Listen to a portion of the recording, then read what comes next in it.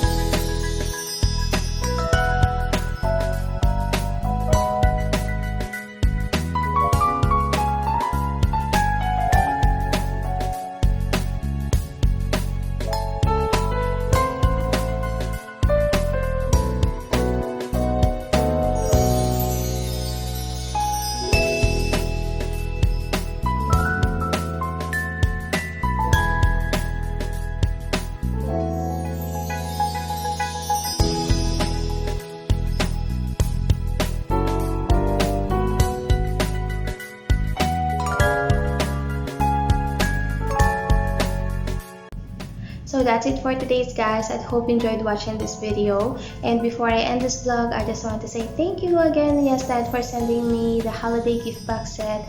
I really enjoyed all of the products, and I highly recommend to all of you to try those products as they are really amazing. And I'm gonna put all the details of the product in the description box in case you want to purchase or try also in the future.